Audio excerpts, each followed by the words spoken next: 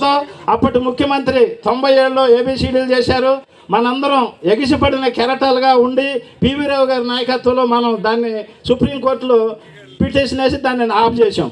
కానీ 10-15 సంవత్సరాలు నిద్రపోతున్న ఈ ఏబిసిడి వర్గీకరణ మోడీ గారు మన చంద్రబాబు గారు మన మీద కుతంత్రాలతో ఏ విధంగా అయితే ఈ మాలలో మాదిగులు ఐకమత్యంగా ఉంటే రాజ్యాధికారానికి వస్తారో మన ఆటలు సాగవని వాళ్ళు మనల్ని కుట్రలతో బీఎస్పీ వచ్చిన కొత్తలో ఏ నియోజకవర్గంలో కూడా పోటీ లేకుండా 25-35% ఓట్లు మనకు వస్తే దాన్ని చూసి భయపడి చంద్రబాబు ఏబిసిడీలు చేశారు.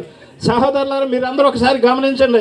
ఇప్పుడు జరగబోయే సమావేశంలో ఏబిసిడీలు ఎందుకు చేశారు, ఏ విధంగా మనం రాజ్యాంగం కల్పించిన హక్కులను భంగం కలిగిస్తున్నారు, ఆర్టికల్ ప్రకారం 341 ఎందుకు పక్కన పెడుతున్నారు, అసలు రాజ్యాంగాన్ని ముందుకు తీసుకోకుండా మోడీ కేంద్రంలో తనకు అనుకూలమైనటువంటి బ్రాహ్మణవాదుల్ని జడ్జీల్ని దగ్గర పెట్టుకొని తీర్పులు ఏ విధంగా చెప్తున్నారు, అదేవిధంగా రాష్ట్ర ప్రభుత్వం కూడా వాళ్ళకు అనుకూలమైనటువంటి జడ్జీలను పెట్టుకొని అసంబంధంగా అన్యాయంగా మన జాతిని ఎడగొట్టి పడిపోయేటట్టు చేస్తున్నారు. కాబట్టి మన జాతి మొత్తం ఐక్యతగా ఉండి నిలిస్తే గెలుస్తాం, గెలిస్తే రాజ్యాధికారం వస్తుంది.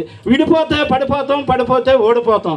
కాబట్టి రాబోయే రోజుల్లో ఈ ఏబిసిడీలు ఏ విధంగా అయితే అన్యాయం జరుగుతుందో, ఏబిసిడీలు అంటే ఏంటి, అసలు రిజర్వేషన్ ఎంత ఉంది, ఎంత ఎడగొట్టారు, మనకి ఎంత ఉంది, రొటేషన్ పద్ధతిలో మనం ఏ విధంగా నష్టపోతామని పెద్దలు గౌరవనీయులు మనందరికీ చెప్తారు. కాబట్టి నాకు ఈ అవకాశం ఇచ్చిన ప్రతి ఒక్కరు మాల సోదరి మనందరికీ హృదయపూర్వకమైనటువంటి జైభీములు తెలియజేసుకుంటూ, రెడ్డిగూడు మండలంలో 8 మాలపిల్లలు ఉన్నాయి.